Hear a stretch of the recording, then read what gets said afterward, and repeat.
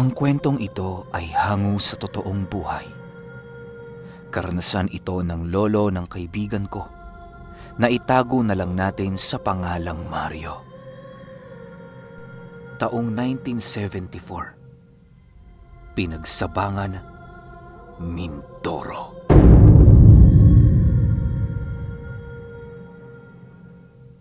Itong mga panahong ito, kasalukuyang naninirahan itong si Mario at ang kanyang pamilya sa paanan ng bundok sa Pinagsabangan.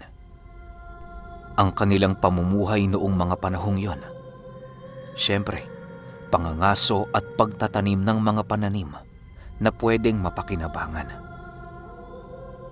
Kung hindi nyo nga pala na itatanong, katutubo ang pinagmulang angkan nila Mario.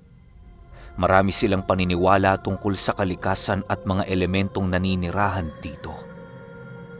Labis din silang naniniwala sa mga aswang at iba pang mga nilalang na pumapatay ng tao. Maraming paniniwala noon sila Mario na halos hindi kapani-paniwala para sa mga ordinaryong nakakarinig ng kanyang mga kwento. Ayon kay Mario, minsan na ding nakaengkwentro ang kanilang angkan ng uri ng aswang na kung tawagin ay musbog. Kalahating tiktik at kalahating balbal umano ang aswang na yon ayon kay Mario. Yun ang pangunahing nilalang na kanilang iniiwasan kapag nadadapo sila sa gubat upang mangaso. Bata pa noon nang makakita noon si Mario at hindi na yun nasundan hanggang pangkasalukuyan. Hindi lubos mawari ni Mario kung nalipol na ba ang uri ng aswang na yon o wala na itong napasahan ng kanilang taglay na abilidad. Isang araw, maaga pang umalis itong si Mario, dala-dala ang kanyang pana at palaso.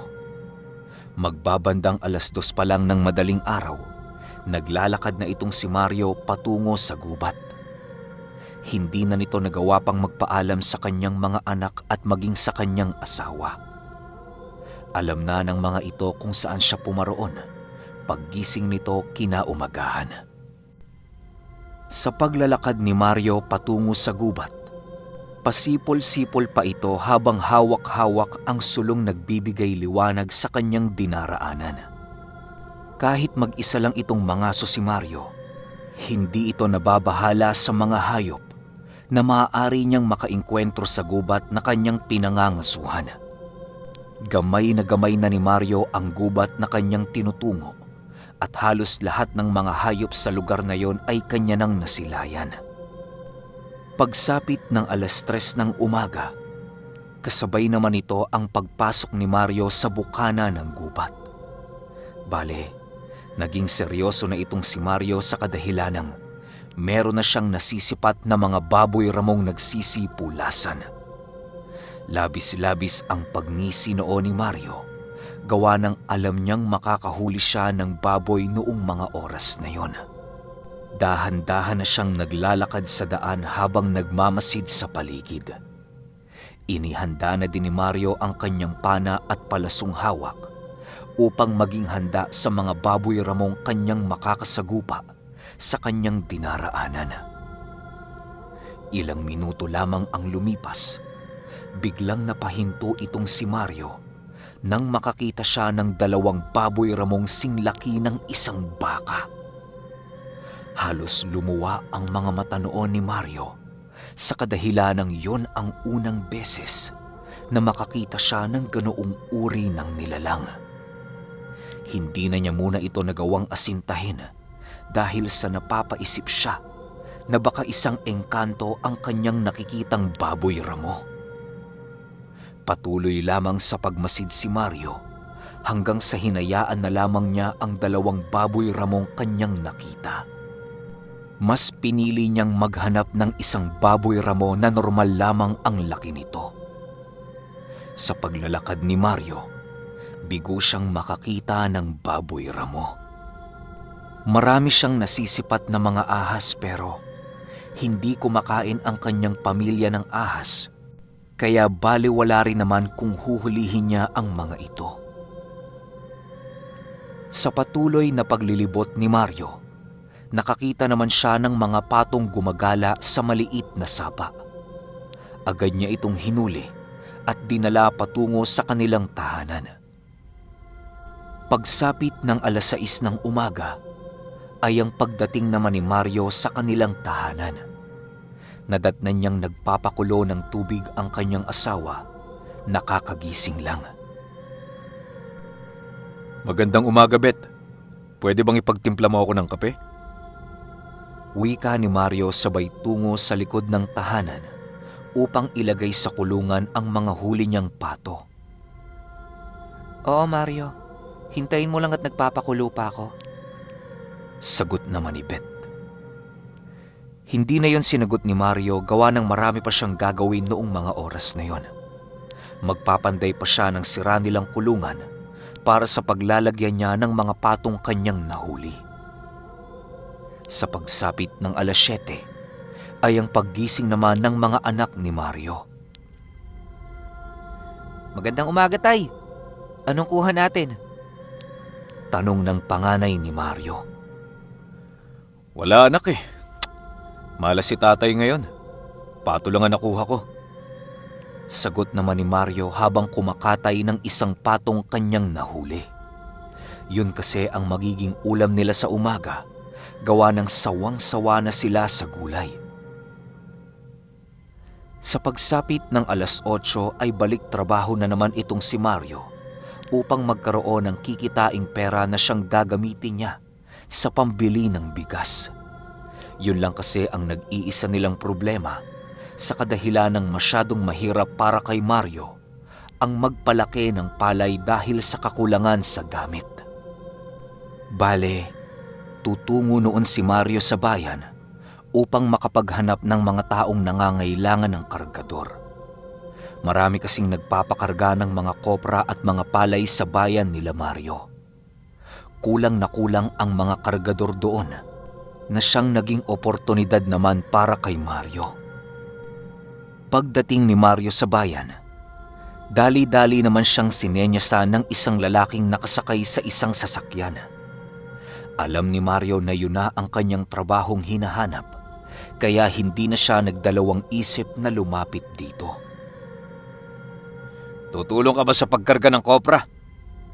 Tanong ng lalaki. Oho.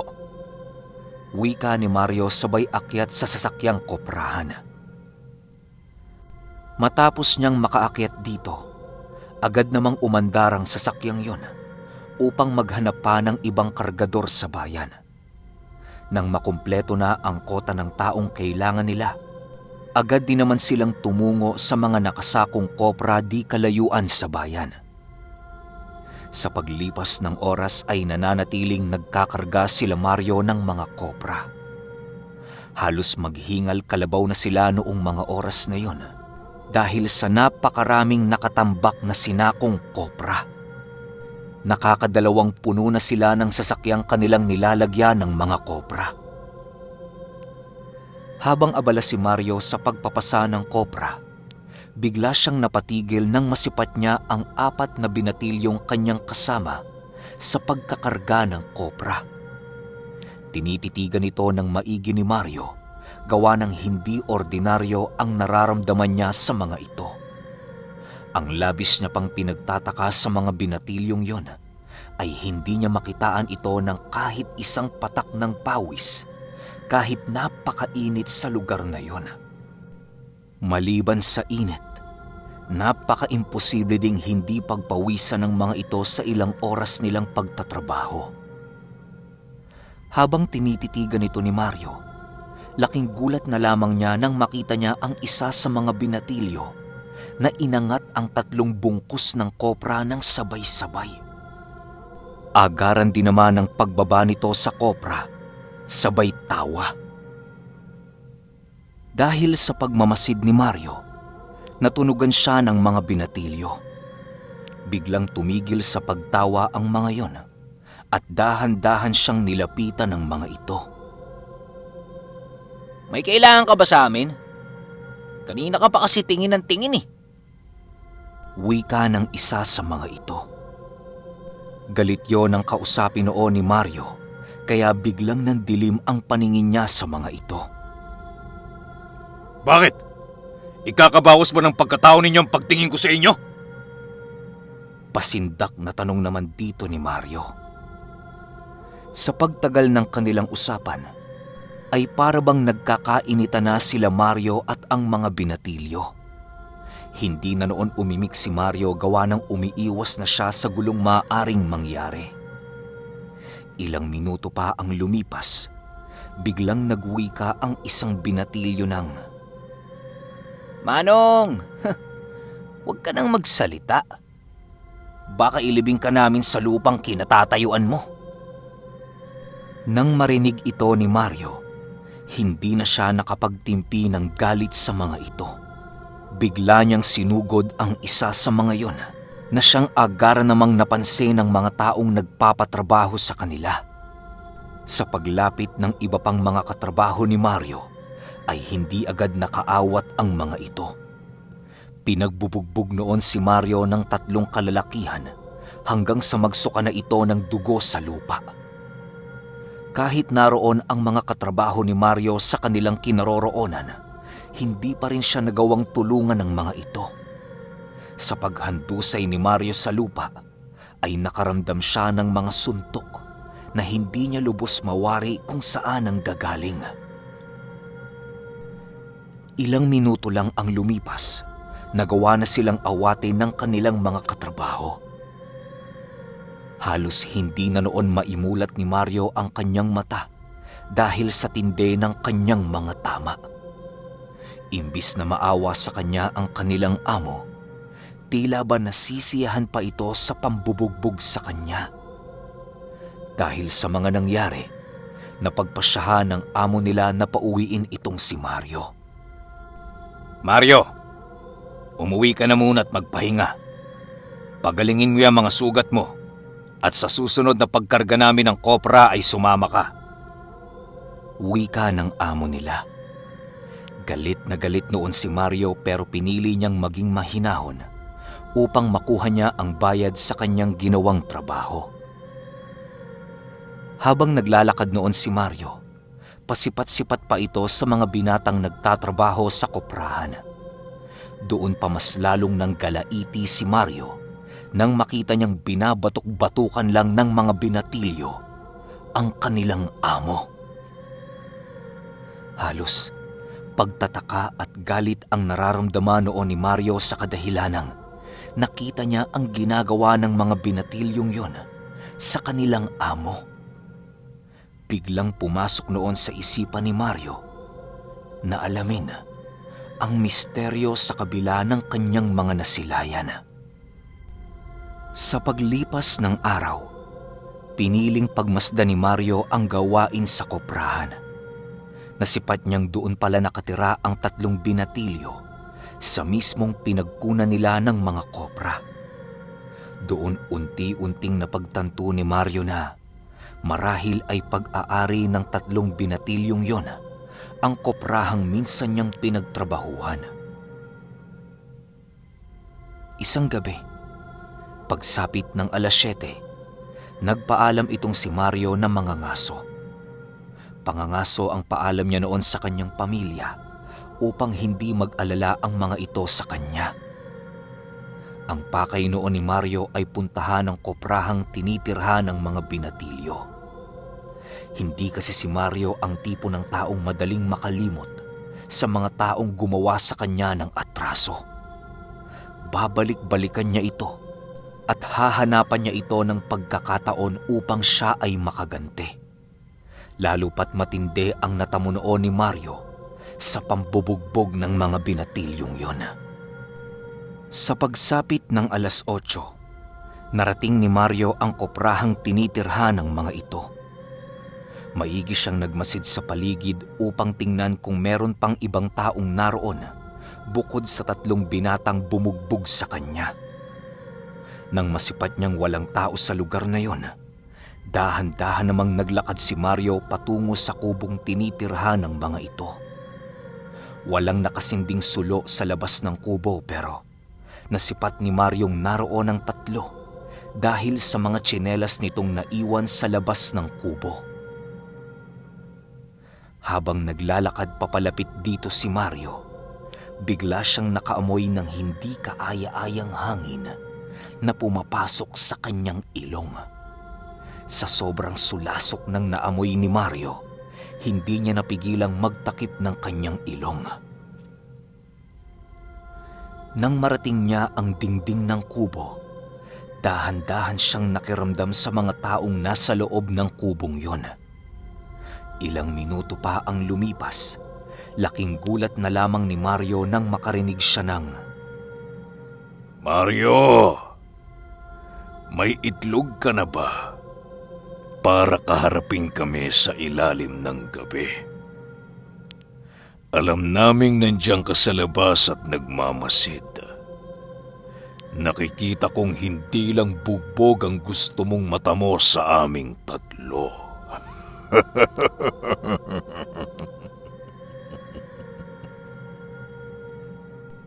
wika ng isang lalaki sa malalim nitong tinig. Nang marinig ito ni Mario, halos hindi niya magawang gumalaw sa kanyang kinaroroonan. Habang hawak-hawak niya ang kanyang palaso at pana, patuloy sa panginginig ang buo niyang katawan. Sa pagrinig noon ni Mario ay tila ba nag-iba ang kanyang paningin sa kanyang kinaroroonan.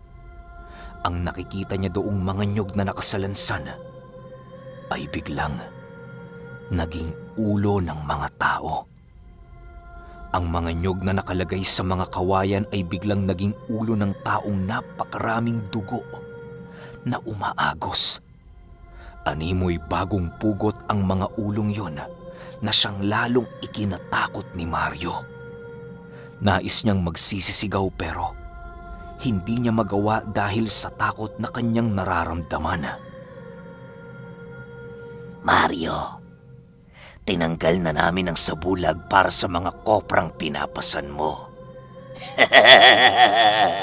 Ano? Nandidiri ka na ba?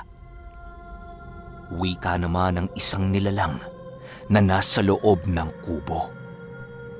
Hindi naman noon nakasagot si Mario sa kadahilanang hindi niya alam kung ano ang isasagot niya sa mga sinabi nito.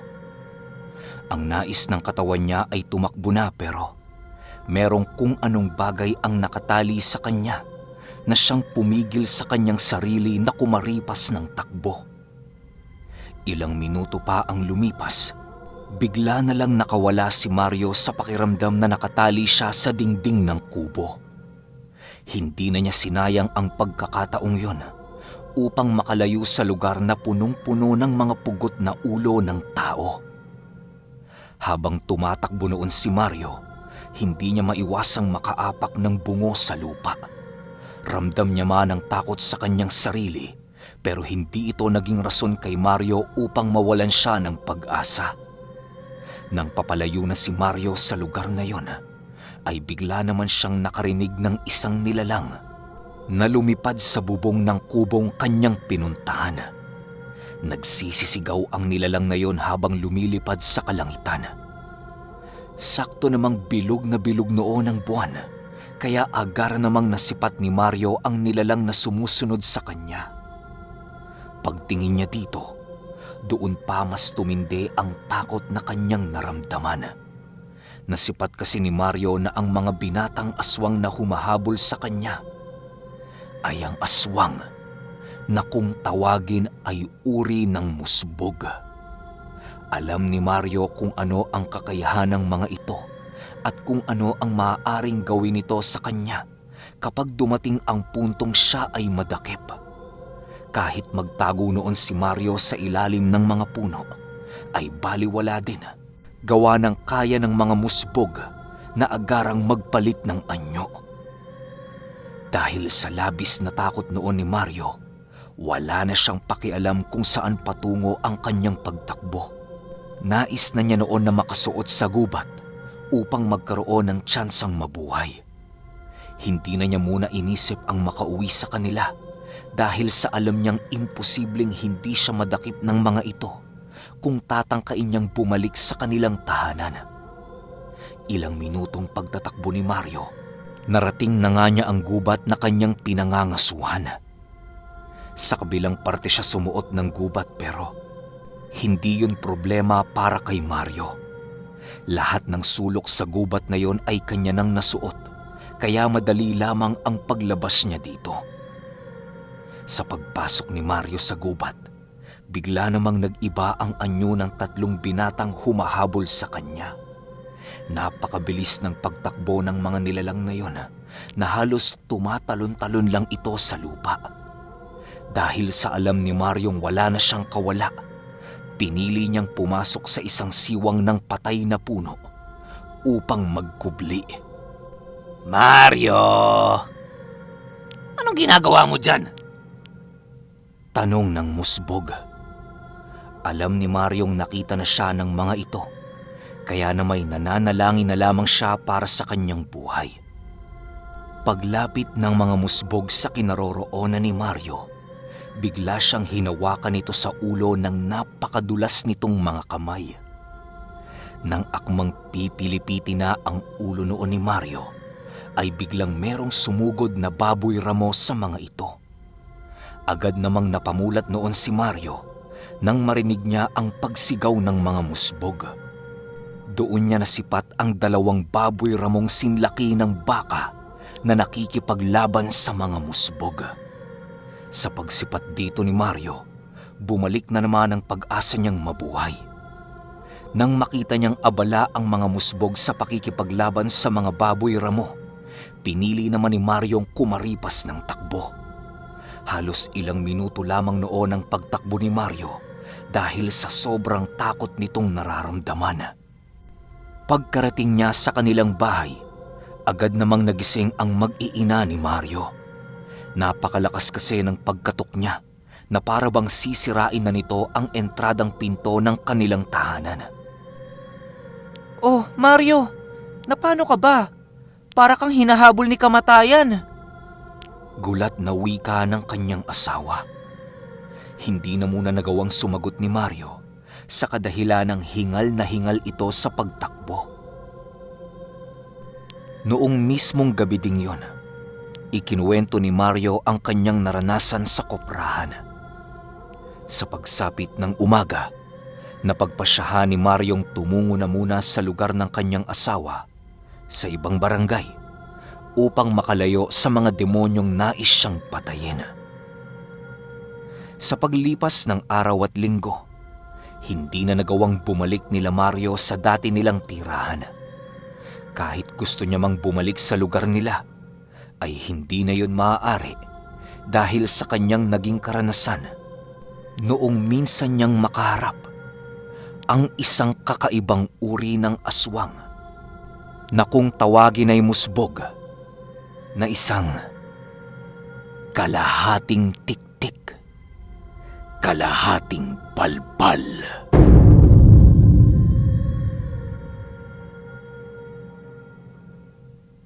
Okay, grabe, sobrang angas doon sa part ng baboy ramo. Kasi kung mapapansinin niyo yung takbo ng kwento, unang-una 'di ba, dapat papatayin niya yung 2 baboy ramo na sinlaki ng baka. Kaso lang, sino nga ba namang mag-iisip na baboy ramo tasing laki ng baka, 'di ba? Sobrang laki naman 'yun. So naisip niya na baka nga engkanto 'yun. Tapos yung ending, engkanto nga, tapos yun yung nagligtas sa kanya. Grabe, ibang klase yung ano na yun, yung twist na yun. Hindi ko inaasahan yun. Parang, kala ko mamamatay yung bida eh. Tapos mapapaisip ako na, kung namatay yung bida, sino nagkwento? Hindi pala namatay. Galing, di ba? Pero bago yan, syempre, hindi ko makakalimutan yung pangako ko sa inyo. Shoutout ko lang yung mga bagong warrior members ko na sina Israle Baltazar, Darrell Abarico, John G. Incol, at sa mga nag-renew ng badge na sina Elizabeth Luigo, Luis Cardoza, Marilyn Erminto, Master Japan Farm Chiba, at kay Cherry Rose Hatamachi. Ito naman para sa mga random subs natin. Medyo marami to kung nag-comment ka sa pin comment ko, abangan mo na kung mababanggit ko yung pangalan mo. Okay, andyan sina Sandra Herrera, Dimples Yumi, Rian391, Mylene Lintag Official, Badith32 Taiwan, Joy Celebrado, Ivan Oding, Ashley Cortuna, May Vicente, Igorotak mismo, Reggie Butas, Andy Boy CM, Miles Away, Angelica Jauod, Steffi Jane Park, Mandy Corisay, Noel Tabada, Monet Taguyam, Mayrin Doctor, Joan V. Bernabe, Paulo Andrade, Mark Hill Cartina, Mr. Ces Poriñas, Cecil Rodriguez, OFW SG, Junel Relato, John Reniel Zacate, Edgardo Palmes, Eris Ligado, Miss Janice Borinaga, Che number 18 Sawyer 143, JSL Security Agency, Rowena Deligero, Cuino Baldomero, Jean Denosta, Nordic Baez, Fehix Jeffrey Hubahib, Maria Patani, Novelin Pelayo, Lourdes de Jesus, Roselyn Arante, Jonalyn Alulod, De Leon Camille Laurente, Ivy Stan, Recard Tutor, Ginky Awid, Marvin Corcuera, Roda Rodriguez, Jimuel Angelo Kakal, John D. Cornelio, Rita Enriquez, Francis Alejandro, Lenz Channel, Richard Jeronimo, J-Bat Stevie, Francisco Alejandro, at kay Arlene Lubiano. Ayan grabe, ilang minutong shoutout yun para sa inyong lahat. Pero maraming salamat kasi talaga nagko-comment kayo para ma-shoutout ko kayo. Yun lang. Hanggang sa susunod na kwento. Salamat.